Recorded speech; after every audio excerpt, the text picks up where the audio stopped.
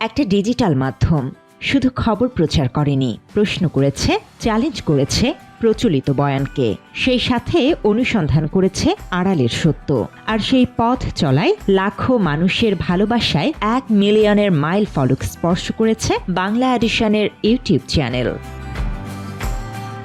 2025 সালের জুলাই শহীদ দিবসে রাজধানীর একটি 5 তারকা হোটেলে সাহসী সাংবাদিকতার প্রত্যয়ে আনুষ্ঠানিক উদ্বোধন হয় বাংলা এডিশনের। জুলাই শহীদ মীর মুগ্ধর বাবা আনুষ্ঠানিক উদ্বোধন ঘোষণা করেন সেদিন।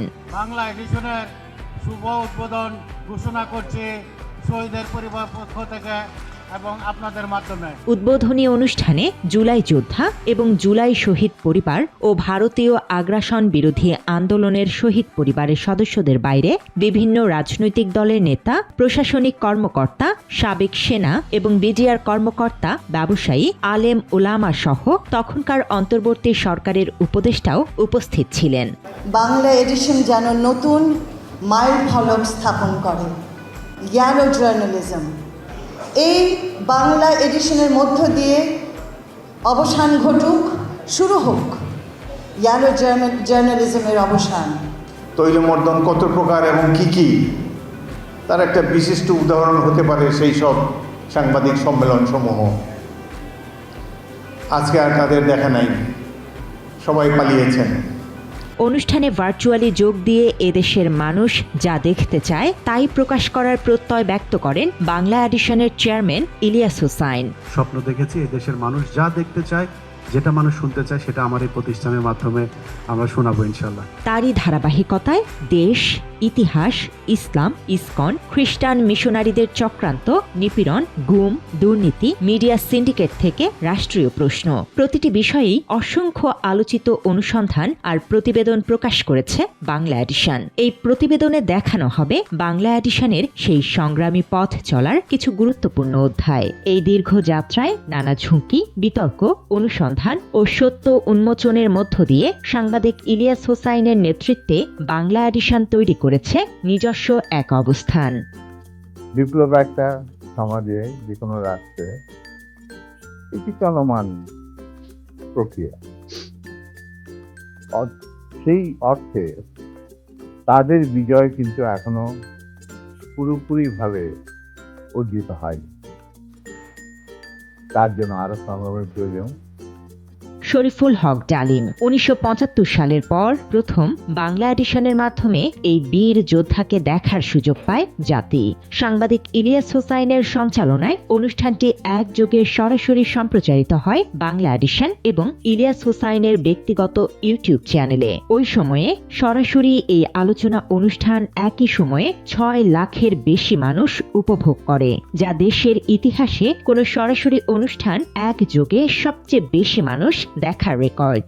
লেফটেন্যান্ট কর্নেল ডালিম বীর উত্তম তিনি আমাদের সাথে উপস্থিত আছেন। ওই আলোচনায় 1975 সালের অনেক অজানা তথ্য সামনে নিয়ে আসেন সাবেক লেফটেন্যান্ট কর্নেল শরীফুল হক ডালিম বীর উত্তম। শেখ মুজিবকে কেন এবং কোন প্রেক্ষাপটে উৎখাত করা হয়েছিল সেসবের বিস্তারিত বলেন তিনি। পাশাপাশি তুলে ধরেন মুজিবকে উৎখাতের পর সাধারণ মানুষের উল্লাসের কথা। খবর জানার পর আর বাচ্চাদের পতনের খবর জানার পর লাখো লাখো লোক, মানে দেশের রাস্তার ঘাট, গঞ্জ, শহর, বন্দর, নগর, গ্রাম সবাই আনন্দ দিচ্ছে। আমরা তো এই সমস্ত লোকজনকে দায়িত্বে নিয়ে আসি, স্বতঃস্ফূর্তভাবে লোকজন। আর যে সমস্ত রাজনৈতিক নেতা বা দলগুলো আন্দোলন ছিল তারাও একইভাবে মুজিব উৎখাতের প্রত্যক্ষ সংশ্লিষ্ট সেনা কর্মকর্তা রাশেদ চৌধুরী বীর বিক্রমকে সামনে এনে নতুন করে প্রকাশ করা হয় অজানা তথ্য। এই আলোচনা অনুষ্ঠানটিও একযোগে প্রচারিত হয় বাংলা এডিশন এবং ইলিয়াস হোসাইনের ইউটিউব চ্যানেলে। যেসব কণ্ঠগুলো বছরের পর বছর আড়ালে ছিল তা পৌঁছে যায় লাখো দর্শকের কাছে। যে মুজিবকে ওখানে মুজিবের বাসায় মারার কোনো প্ল্যান ছিল না, বা অন্য লোককে মারার কোনো প্ল্যান ছিল না।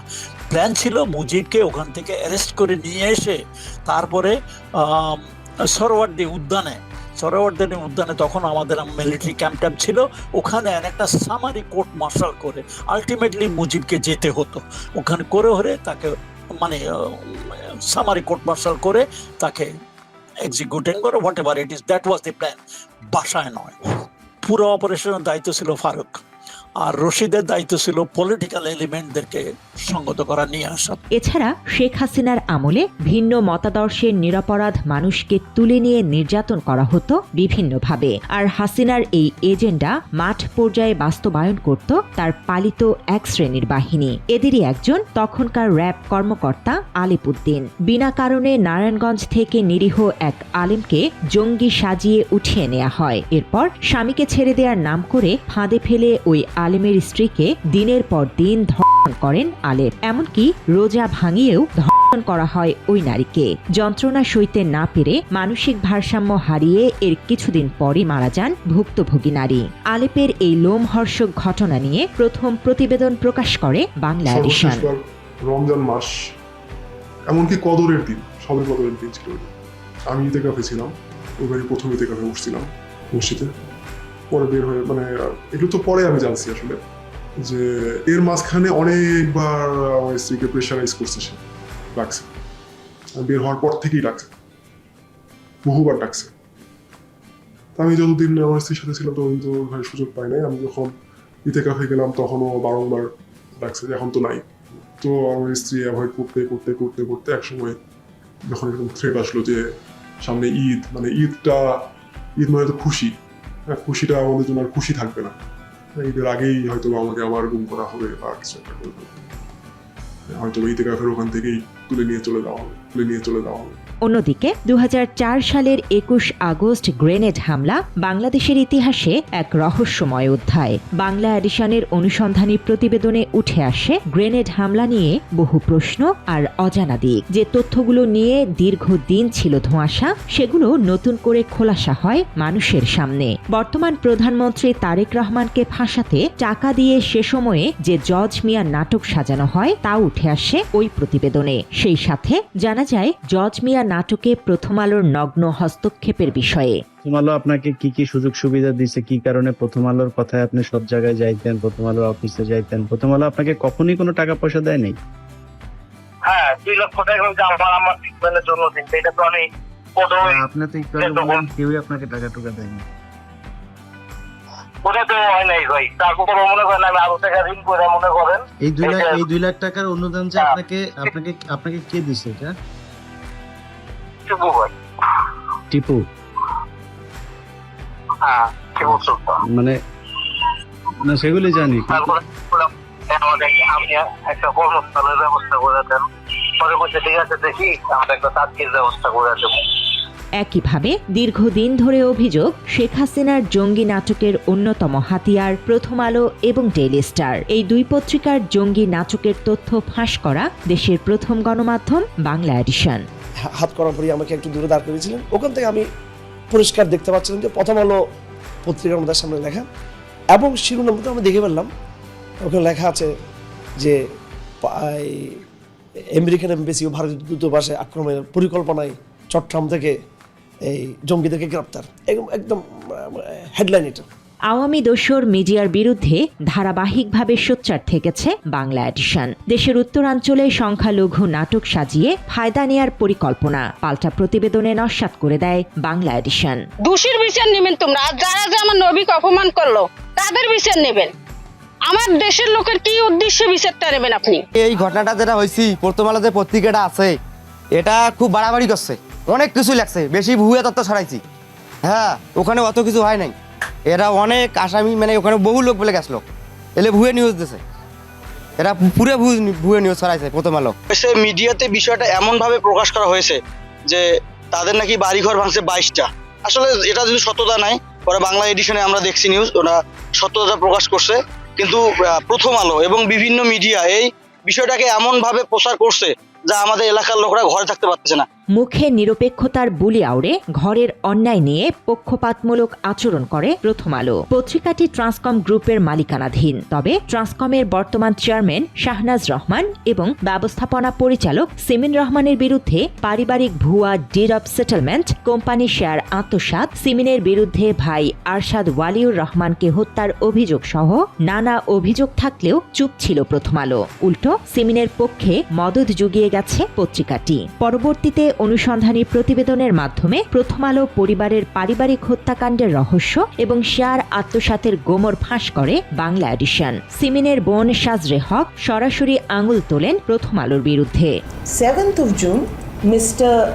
Matiur Rahman, editor of Pratham Alo, goes to Tanjibul Alam's office and tells him to drop the case. যে সিমিন রহমান পাঠিয়েছে, তুমি এই কেসটা ড্রপ করো। বাংলা এডিশনের আরেকটি অনুসন্ধানী প্রতিবেদনে উঠে আসে অভিনেত্রী মেহের আফরোজ শাওনের ভয়াবহ রূপ। তিনি ব্যক্তিগত জীবনে বিয়ে করেছিলেন তার চেয়ে 33 বছরের বড় লেখক ও সাহিত্যিক হুমায়ুন আহমেদকে। তবে নিজের বাবার ক্ষেত্রে তিনি প্রায় একই বিষয় মেনে না নিয়ে ভয়াবহ নির্যাতন শুরু করেন। তার বাবা মোহাম্মদ আলী এক নারীকে বিয়ে করায় শাওন বাবাকে পিটিয়ে রিহ্যাব সেন্টারে ভর্তি করান। সেই সাথে ভুক্তভোগী নারীকে মিথ্যা মামলা ফাঁসিয়ে ক্ষমতার দাপটে কারাগারে পাঠান শাওন। অন্তরালের এসব ঘটনা সবার আগে উঠে আসে বাংলা এডিশনের অনুসন্ধানী প্রতিবেদনে। সে আমাকে কিন্তু দেখাইছিল, তার গেঞ্জিটা উঠায় পেটের কাছ থেকে দেখাইছিল যে আমাকে এইভাবে টর্চার করে। এই মিথ্যা মামলাটা শাওন নিজেই দিছে এবং নিজে ইচ্ছা করে মিথ্যা কথাটা লিখছে। এই মিথ্যা মামলা পুরো সাজানো এবং কাল্পনিক। ভারতের নির্দেশে শেখ হাসিনা আলেমদের যেভাবে রাজাকার বানিয়ে হত্যা করে তা অনুসন্ধান করে বাংলা এডিশন। তেমনি এক অনুসন্ধানে দেখানো হয় জামায়াত নেতা আবুল কালাম আজাদকে কিভাবে বাচ্চু রাজাকার বানানো হয়েছিল। বাচ্চু বন্দুক খেলাধুলা, বাজার মিলেনু, বাজার মেলে নাই, আমরা বাজার মিলেছি এই জায়গায় দেয়া, এই ফিলি করছি। শাহজাফর চলো, এই বাচ্চু মিয়া চলো, শাহজাফরের উপরে বাচ্চু মিয়া, বক্তা, ব্রেন, ভালো লোক। আওয়ামী দুঃশাসনের সময় আওয়ামী শাসন করছে যারা, তারা মানে এটাকে করে তাকে রাজাকার বানায়া তাকে একটা বিচারের সম্মুখীন করছে। একইভাবে দীর্ঘদিন পর প্রয়াত নায়ক সালমান শাহ হত্যার পুনঃতদন্তের দ্বার উন্মোচন করতে ভূমিকা রাখে বাংলা এডিশন। গণমাধ্যমটির সরাসরি আলোচনায় সাংবাদিক ইলিয়াস হুসাইনের সাথে যোগ দিয়ে সালমান শাহ হত্যার নানা গোপন বিষয় সামনে আনেন সালমানের মা। পরবর্তীতে অভিনেতা সালমান শাহর মৃত্যুর ঘটনায় দায়ের করা অপমৃত্যুর মামলাটি হত্যা মামলা হিসেবে এজাহারভুক্ত করার নির্দেশ দেয় ঢাকার একটি আদালত। চাচি নজরুল, সোহানুর রহমান, সোহান, রাজীব এরা সব জড়িত।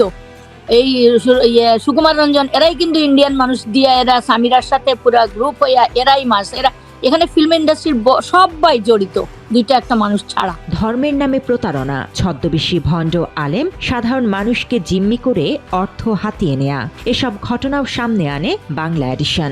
কখনো সেই প্রতারণার শিকার হয়েছেন সাধারণ মানুষ, কখনো পরিচিত মুখও। এমনই এক ঠকবাজ প্রতারকের নাম কাজী ইরতেজা হাসান। তার হাত থেকে রেহাই পায়নি সঙ্গীত শিল্পী ইভা আরমানো। খুব মহান ব্যক্তির পাগড়ি ফুগড়ি পইরে আইসায় জমি জমা দখল করতো, মারধর করতো, তারপরে বন্দুক নিয়ে আসতো, ফাঁকা গুলি মারতো। মোটর সাইকেল আপনার মনে হয় একটা মন্ত্রী আইতাছে, আর চুপ্পু সাহেব ওনাকে তবলিগের মুরব্বী হিসেবে সম্মান করছে। এই যে ধর্মীয় লেবাজের আড়ালে ইত্তেজা যে এতটা একটা ভয়ানক একটা যে রূপ, ধর্মের লেবাস ধরে তারপরে যে তাকে আবার ভিকটিম বানিয়ে তাকে যে ব্ল্যাকমেল করে, এটা আমি ইত্তেজাকে দেখে।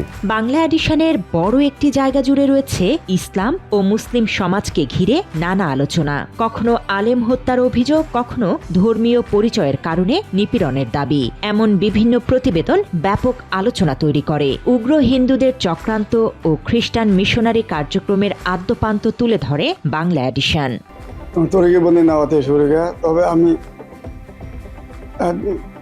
একজন ফাদার হিসেবে দায়িত্ব পালন করতাম।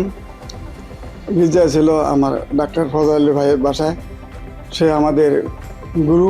উত্তরবঙ্গ থেকে যারা যাইত তাদেরকে আমি ওখানে শিক্ষাবিধান দিতাম, তাদেরকে কীভাবে ইসাকে গ্রহণ করতে হবে সেই বিষয়ে জানাইতাম। আমার ব্রেনটা অস করে নেয়, ব্ল্যাকমেল করার পরে সে বলে যে তুমি আর কিছুই করতে হবে না, তুমি শুধু আমার মন্দিরে যাবা, গিয়ে আমার সাথে এই পুরোহিতরা কি কি বলে সেইগুলা তুমি শুধু শুনবা দেখবা, এই ছাড়া কিছু না। তখন সে আমাকে ওখানে নিয়ে যে মন্দিরে নিয়ে গিয়ে একটু বসেছিলাম, ওরা কি কি করলো আমি দেখলাম। দেখার পর সে আমাকে ওখানে সিঁদুর পরায় দিল, শাখা পরায় দিল। সেই সাথে হিন্দুদের লাভ কুরুক্ষেত্রীয় সন্ত্রাসী কর্মকাণ্ড নিয়ে প্রমাণ সহ একের পর এক প্রতিবেদন প্রকাশ করা হয়। আমি যখন করলাম ও আমাকে অনেকটা গালিগালাজ দিতেছিল, এটা কি করলি তুই হিন্দু ছেলে মুসলিম একটা মেয়ের সাথে এরকম করলি, এটা তুই ঠিক করলি। নিজেও অসহ্য হয়ে গেছিলাম, অসহ্য পরে আর কি ওটা আমি নিজে এমনকি একাধিক প্রতিবেদনে তুলে ধরা হয় কিভাবে সূক্ষ্ম ষড়যন্ত্র চালানো হয় মুসলিমদের বিরুদ্ধে। ঝগড়া হয়েছে তরবির টাকালোর, তো ওই কিয়া কদের সভাপতির লগে, তো এই সভাপতি ষড়যন্ত্র করে রোহিঙ্গা একটা মেয়ের প্রেগনেন্ট হয়েছে, 6-7 মাস কইছে টিউমার। এরপরে এবারে আমার ছেলেরে ষড়যন্ত্র করে আমার ছেলের বাপেরে ডাকিলে যায়, কদে ওনাকে কলমা হওয়া দিত। এটা দোষটা দেওয়া হয়েছিল আপনার ওই যে তারাবির বেতন এবং কি মাসিক বেতন নিয়ে কমিটির সাথে, জি কমিটির সাথে ওই দ্বন্দ্বতে ওনাকে এই কাজে ওই দুষ্কৃত মহিলার কাজে ওনাকে বাধে দিছে। আর শরীরে ব্যথা করতেছে যে মায়েরগুলো খেয়েছি, এবং কি আপনার টর্চারিংয়ের ফলে আমার মাথা পর্যন্ত ফাটিয়ে ফেললাম, সেজন্য মাথার উপরে এখনও প্রচণ্ড ব্যথা হয়, মস্তিষ্কের উপরে চাপ আসে। অন্যদিকে মুসলিম সংখ্যা গরিষ্ঠ এলাকা হওয়া সত্ত্বেও কুড়িগ্রামের ডাকনিরপাট বাজারে স্বাধীনতার পর থেকেই নিষিদ্ধ ছিল গরু জবাই করা। বিষয়টি নিয়ে বাংলা এডিশনের সংবাদ প্রকাশের পরই স্বাধীনতার পর প্রথমবারের মতো গরু জবাই হয় ওই এলাকায়। আজকে বাংলা এডিশনের সাংবাদিকদের পক্ষ থেকে নিউজ করার কারণে, সারা বাংলাদেশে ছড়িয়ে দেওয়ার কারণে আলহামদুলিল্লাহ আজকে ডাকনিরপাট বাজারে গরু জবাই করা হবে। বাংলা এডিশনের যে ভাইয়েরা এই সহযোগিতা করেছেন তাদেরকে আন্তরিকভাবে অভিনন্দন জানাই। তাদের এই প্রচারের মাধ্যমে আমরা এই ডাকনিরপাট বাজারে গরু জবাই করতে সক্ষম হয়েছি। কর্পোরেট দুর্নীতি থেকে প্রশাসনিক অনিয়ম, বাংলা এডিশনের অনুসন্ধানে উঠে এসেছে বহু আলোচিত অভিযোগ। এর মধ্যে প্রাণ কোম্পানির ভয়াবহ দুর্নীতি তুলে ধরা হয় বাংলা এডিশনের প্রতিবেদনে। দুধে যদি কেউ সোডা অথবা তেল অথবা যা কিছু দিয়ে ওটার সাথে ধরা পড়ে যাবে ওই দুধটা এখানে আসবে। এরপরে আমরা আবার যখন হাব থেকে আবার আমরা ইয়েতে নিই, কি বলে ওই ট্যাঙ্কারের মানে গাড়ির যে ইয়ে আছে কাভার ভ্যান, ফুল হচ্ছে আপনার এসি কাভার ভ্যান, ওইটাতে করে আমরা আবার ফ্যাক্টরিতে নিয়ে যাই, তখন আবার আরেকবার টেস্ট করা হয়। একই রকম ভাবে অর্থনীতি ধসে আমলাতান্ত্রিক ভূমিকা এবং হাসিনার আমলে অডিট নিয়ে সিএজি নুরুল ইসলামের 9/6-এর তথ্য সামনে নিয়ে আসা হয়। এতে ব্যাপক দুর্নীতির চিত্র ফুটে ওঠে। বিগত সরকারের সময়ে 10টি মেগা প্রকল্প অথবা 10 মেগা প্রজেক্ট নামের উন্নয়ন প্রকল্প ছিল। সেই প্রকল্পগুলি যাতে কোনো ক্রমে অডিট না করা হয় এবং সেখানের অর্থ ছাড়ের ক্ষেত্রে অ্যাকাউন্টস অফিস যাতে কোনো প্রকারে বিলম্ব না করে, সেক্ষেত্রে তিনি স্পষ্ট নির্দেশনা দেন। ইসলাম বিদ্বেষী ও দুর্নীতিবাজদের বিরুদ্ধে কাজ করার পাশাপাশি মুক্তিযুদ্ধের প্রকৃত ইতিহাস উদ্ঘাটনেও মাঠ পর্যায়ে অনুসন্ধান করে বাংলা এডিশন। সেখানেই উঠে আসে নানা অসঙ্গতি। সরকারের তালিকায় বীরাঙ্গনা হিসেবে নাম থাকলেও সরে জমিনে গিয়ে ভিন্ন কিছুর আলামত পায় টিম বাংলা এডিশন। এতে করে তালিকাভুক্ত ওই বীরাঙ্গনাদের সত্যতা নিয়ে নানা প্রশ্নের ডালপালা মেলে। যুদ্ধের সময় মুজিবের সাথে কোথায় দেখা হচ্ছিল আপনাদের? গোপালগঞ্জ না ঢাকা বয়ে জানি করতে না, সেটা এইরকমই গোপালগঞ্জ নাহলে ঢাকা। তনুনি আপনাদের কি বলছিল? যুদ্ধ করতে বলছিল? হে অর্ডার দিছে মতন তো মহিলা ভৌরুষ ব্যাকুই না। অপারেশন করছি আমরা নিজের হাতে, না হইলে কমসে কম আমার এই হাত দেয়, না হইলে 2 থেকে 500 আমি মারছি। আমি 11 জনের জীবিত অবস্থায় তাদের পুরুষঙ্গ কেটে লেছিলাম কাঁচি দিয়া, বব কাছি দিয়ে কাইটটা আমি টাকি মাছের মতন শুটকি দিছিলাম, কারণ আমার ওই জিতটা ছিল। বিডিআর বিদ্রোহের ঘটনায় দীর্ঘদিন ধরে চলা বিচার ও বিতর্কের মাঝে বাংলা এডিশন তুলে ধরে নিরাপরাধ দাবি করা অনেক বিডিআর সদস্যের পরিবারের আর্তনাদ। তাদের মুক্তির দাবিকে কেন্দ্র করে তৈরি হয় এক ধরনের সংগ্রাম, যা এখনো চলমান। এখানে আমার হাজবেন্ডের কি অপরাধটা এখানে দেখেন, সে তো পালাইয়া যায় নাই, সে তো কাউকে খুন করে নাই, তার ফ্যামিলির ভিতরে ছিল, ওনাকে অমানবিক নির্যাতন করা হয়েছে। এমন কোনো নির্যাতন নাই যে ওনাকে না করা হয়েছে।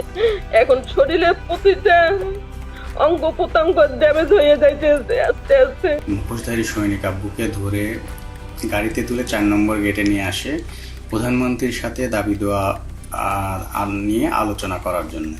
আব্বু সেখানে যেতে না চাইলে আব্বুকে মারধর করা হয় এবং হুমকি দেওয়া হয় যে এখানে তাকে গুলি করে হত্যা করা হবে। রাষ্ট্রীয় নিপীড়নের প্রসঙ্গে বাংলা এডিশনের অন্যতম আলোচিত ধারাবাহিক হয়ে ওঠে আয়না ঘর নিয়ে আলোচনা অনুষ্ঠান গুম জীবন। গুম হয়ে ফিরে আসা মানুষের ভয়াবহ অভিজ্ঞতা কাঁপিয়ে দেয় দর্শকদের। নিপীড়নের অন্ধকার বাস্তবতা উঠে আসে জনসম্মুখে। কতটা ড্যামেজ করছে আমাদের আপনি ভাবতে পারবেন না।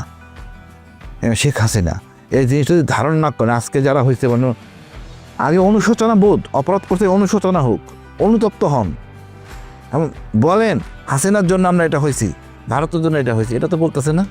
তাহলে তো আমার কষ্টের শেষ হয়। সবচেয়ে খারাপ লাগতো যে আমার পিতার কী হলো আমি জানতেও পারিনি। যখন খাবার দিতে আসতো বা কোনো কারণে বুঝতাম যে সিনিয়র কেউ এসছে, তখন আমি তাদেরকে বলতাম যে মেনে নিলাম যে আমাকে এবার বের করবেন না, আমার পরিবারের সঙ্গে যোগাযোগ করতে দেবেন না। এসবের পাশাপাশি বিদেশে জনশক্তি রপ্তানির নামে সিন্ডিকেট বাণিজ্যের গোপন তথ্য সামনে নিয়ে আসে বাংলা এডিশন। সাবেক অন্তর্বর্তী সরকারের উপদেষ্টা আসিফ নজরুলের রিক্রুটিং এজেন্সির সাথে সিন্ডিকেটের আঁতাত সে সময়ে তুলে ধরা হয় ক্রাইম এডিশনে। এই সরকারের মাননীয় উপদেষ্টা এখন পর্যন্ত এই সিন্ডিকেটের সদস্যদের বিরুদ্ধে কোনো প্রকার আইনি পদক্ষেপ তো নেয়ই নাই, বরঞ্চ এই আসামিদের কারাগারের সাথে বসে সে মিটিং করে। এই আসিফ নজরুল সাহেব আইন মন্ত্রণালয় তার অধীনে, দ্যাট মিনস এরা যা করে তারা পার পেয়ে যাবে, আর এগুলা কোনো ব্যাপারই না। আসিফ নজরুল সাহেব খোঁচা দিবে, এইসব সব আদেশ বাতিল হয়ে যাবে, এরকম একটা আমাকে এই ধরনের আচরণ তারা করছে। সেই সাথে আওয়ামী লীগের দালাল খ্যাত তৌহিদ আফ্রিদির অনলাইন জগতের মাফিয়া তন্ত্র নিয়েও অনুসন্ধান চালায় বাংলা এডিশন। তুলে ধরা হয় তার টর্চার সেলের নানা ভয়াবহ দিক। এছাড়া আফ্রিদির বাবা নাসির উদ্দিন সাথীর মাই টিভি এবং জায়গা দখল করার অভিযোগও সামনে নিয়ে আসা হয়। হঠাৎ একদিন রাইতে আমি নোয়াখালী 10:30 11টার দিকে হঠাৎ একটা ভিডিও কল, তৈরি আফ্রিদি এই তো আবার তলপেটে কামড় দিয়েছে, আল্লাহ এতদিন পর হঠাৎ কল দিয়ে আবার কি জানি কি কয়, হঠাৎ ফোন দিয়ে কয় শুন তোর লগে একজনের সাথে একটু কথা বলাই দিবে বুঝছস রাহি। পরে আমি কই জি ভাইয়া কোনো সমস্যা নেই বলেন। পরে দিয়ে দেখলাম হঠাৎ করে বিপিনুর ভাইয়ের সাথে আমার কথা বলাই দিছে ভিডিও কলে। আমার কইতেছে একজনের সাথে তোর কথা বলাই দিব, সে কিন্তু নেক্সট বাংলাদেশের অনেক বড় মাপের একজন কেউ হবে, প্রধানমন্ত্রী বা মানে ভালো একটা পদে যাবে। তো পরে দিই আফ্রিদি ভাইকে বুঝছসই তো তোর ভাইয়ের অবস্থানটা। আমি কি জি ভাইয়া বুঝছি, পরে কথা সাবধানে থাকিস ঠিক আছে।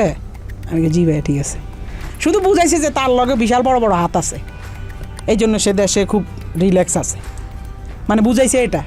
মানুষকে বলছে যে আমি মাইটিউর মালিক বলে বলে মানুষকে ঠকায় টাকা নিছে, মালিক বানাবে, কিন্তু ও তো মালিক বানাতে পারবে, মালিক তো আমি বানাতে পারবো, কারণ প্রতিষ্ঠানের মালিক আমি বানাতে পারবো। ও সবার কাছে টাকা নিয়ে নেয়, তারপরে মালিকগুলো হয়েছে। ওর একটা হাউস ছিল, ও একটা এডিটর ছিল, জাস্ট একটা একজন এডিটর।